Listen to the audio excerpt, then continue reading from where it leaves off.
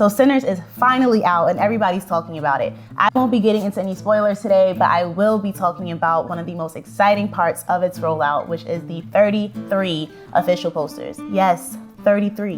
When's the last time you saw a major release drop a whole diverse visual library before the film even drops? Today I want to rank these posters by tiers, not to drag any, because honestly they're all good, but I do want to celebrate some of the design decisions behind each one. So here are the tiers we're going to be working with. We have our S tier. Of course, these are masterpieces. If I had to choose one official poster, it'd be from this tier. Those are the ones that stick out to me the most. Next, we have our A tier. These are standouts, great concepts with interesting design choices. Then we have our B tier, solid concepts, well executed ideas. And last but certainly not least, we have our C tier, nice details. These are posters that while they may not have stood out to me in the beginning, they are still worth appreciating. Now, let's get into it. These two illustrated posters are actually much different from the bunch you may have noticed, and that will either contradict or support my decision to place them in our C tier. I definitely enjoy the use of the limited color palette and the strong silhouettes, the texture. The two of these together are definitely a strong duo, but I do think because of that limited palette, a lot of the details get lost,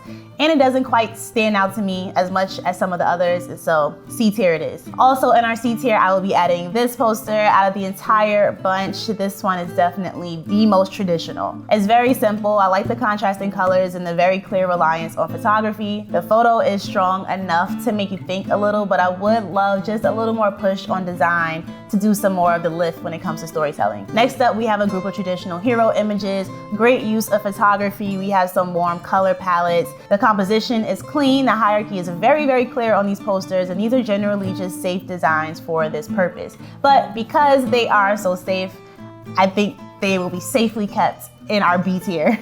Well, actually, let's take this one out. Same idea, but the use of color and composition is significantly stronger than the rest of the posters in this group. I also think it does a great job of incorporating the Dolby branding seamlessly, and Dolby is what this poster is specifically for, so you can actually go on to the S tier. Similarly to the last set of posters, this set of posters is also leaning more traditional, but it does have the added element of layering or a collage style, which I think lends to the storytelling or the telling of multiple interconnected stories. These definitely have a great use of balance and space, but for the same reason as the last group, I think B is a safe place for these. These two posters appear to be theater specific, and clearly our main tool here is illustration. Again, great job on the storytelling, you can see it in the details, but they are pretty straightforward and use safe traditional compositions, so B tier it is. Now this is a large group. These 13 character posters are very hard to miss. We have a very bold dual tone palette with consistent typography across, using a combination of sans serif and handwritten. The handwritten portion, I think,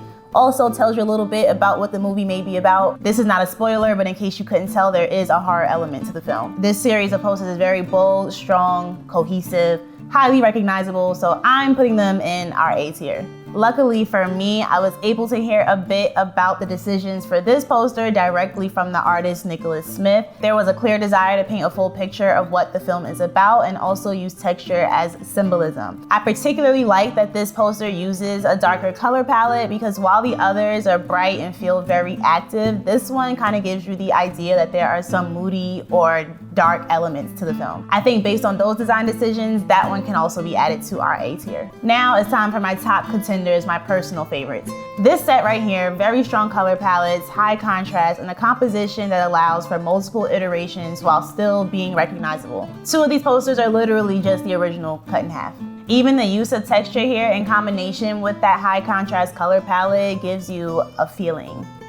You tell me what the feeling is, but that is S tier for sure. Now let's take a look at these two graphic posters. These are a little different, right? They take away all of the extras and focus primarily on silhouette, contrast, and some subtle textures and gradients to suggest some deeper themes without being too literal. I think there's an excellent use of negative space here. They have strong symbolic concepts, and they're just generally interesting to look at. On the other hand, they may be a little too abstract. What do you think? Either way, S tier for me.